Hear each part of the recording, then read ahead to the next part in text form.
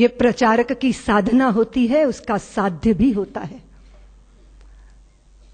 हम जब भी कभी कदम उठाते हैं तो कुछ पाने की अपेक्षा करते हैं, लेकिन एक प्रेमी के हृदय का भाव क्या होता है? वो स्वामी राम की वाणी से व्यक्त होता है कि इश्क एक तरफा में यूं मसरूर हो जाऊंगा मैं, राम तुम होगे क्षमा काफूर हो जाऊंगा मैं तुम्हें देखूं तो देखूं तुम न मुझको देखना, तूने गर देखा मुझे मशहूर हो जाऊंगा मैं तुम्हें चाहूं तो चाहूं तुम न मुझको चाहना, तूने गर चाहा मुझे मगरूर हो जाऊंगा मैं अगर मांगू कभी तो कुछ ना देना तुम मुझे, वरना फिर प्रेमी नहीं मजदूर हो जाऊं। जो बोझ ढोके मुआवजा चाहता है वो समर्पित नहीं होता, वो मजदूर होता है। जिसने यश चाहा, जिसने प्रतिष्ठा चाहिए, जिसने लोक मान्यता चाहिए, उसका समर्पण अधूरा होता है। लेकिन मां भारती को अखंडता के सिंहासन पर विराजमान करने का स्वप्न साकार करने के लिए अपने को होम करने वाला प्रचारक चाहता है क्या कुछ, लेकिन जो मिलता है वो तो अनिर्वचनीय है, उसको तो वाणी से व्यक्त ही नहीं किया जा सकता। वो तो हृदयों का अनुभूत विषय है कि चारों तरफ से भगवत्ता उस पर बरसती है। जो अपने लिए नहीं चलता, अपनों के लिए कदम बढ़ाता है, जो कभी दुख को दुख नहीं मानता, जो सुख की चाह में धूल नहीं छानता, औरों के लिए जिसको विष पीना भी स्वीकार हो जाता है, वह प्रचारक अभिनंदनीय है, वंदनीय है, पूजनीय है, प्रातः स्मरणीय है। रात दिन अहिर्निश मां भारती के चरणों में अपने आप को तपाना गलाना। किस समय डॉक्टर साहब ने सपना लिया था?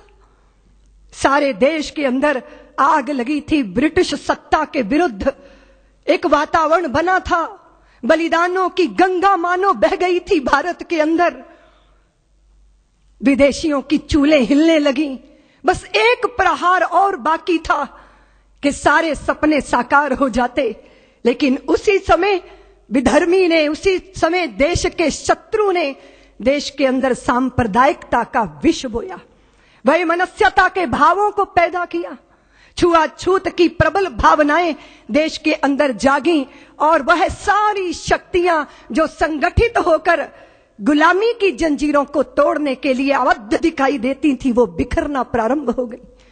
ऐसे ही समय में जब वैमनस्यता सिर चढ़कर बोल रही थी, जब कट्टरता नंगा नर्तन कर रही थी, उस समय डॉक्टर हेडगेवार 4 स्वयं सेवकों को लेकर राष्ट्रीय स्वयं सेवक संघ की संस्थापना करते।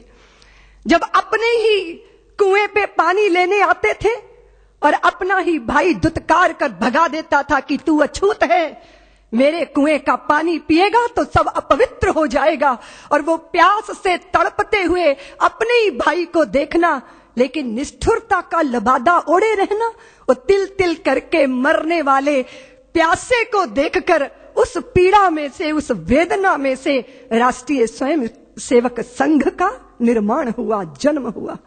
लोग कहते हैं प्रेरणा, प्रेरणा नहीं अपितु वेदना में से संघ का जन्म हुआ। मां भारती को वैभव के पद पर ले जाना है, अखंडता के सिंहासन पर विराजमान करना है, तो एक ही मार्ग है, और वो कौन सा मार्ग? क्या हिंदू जाति जिसने नक्षत्रों को संज्ञा दी, वो हिंदू जाति जिसने सागर की छाती पर पत्थरों को तैराया, इतना गौरव रखने वाली हिंदू जाति, उसका स्वाभिमान धुआं बनकर उड़ेगा? ये वेदना में से राष्ट्रीय स्वयं सेवक संघ का जन्म हुआ। प्रचारकों ने अनवरत अपने जीवन को आहूत किया।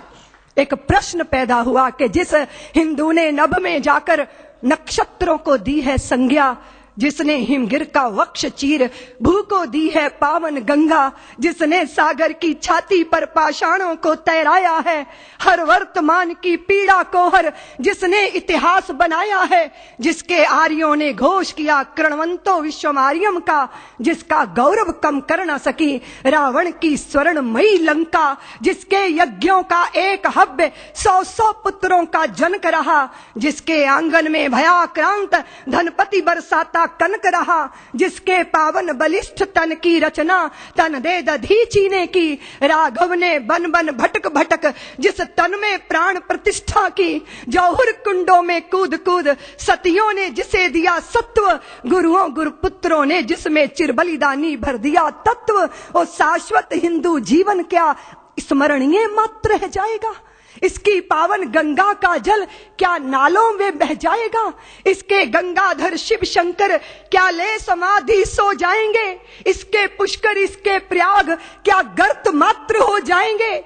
यदि तुम ऐसा नहीं चाहते तो फिर तुमको जगना होगा, हिंदू राष्ट्र का बिगुल बजाकर दानव दल को दलना होगा। इस वेदना में से, इस पीड़ा में से, मां भारती के लुटते स्वाभिमान और बिखरती अस्मिता की वेदना में से राष्ट्रीय स्वयंसेवक संघ का प्रादुर्भाव हुआ।